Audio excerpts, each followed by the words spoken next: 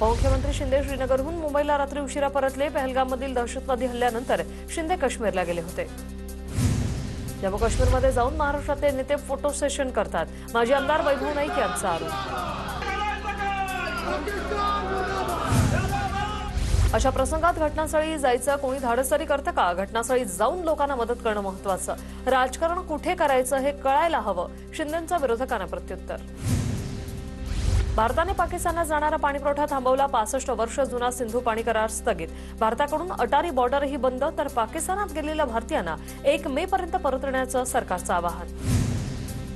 पुणे जिल्हा आपत्ती नियंत्रण कक्षाची 657 पर्यटकांना संपर्क। जिल्हाधिकारी जितेंद्र डुडींची माहिती। रविवारपर्यंत 148 पर्यटक पुण्यात येणार।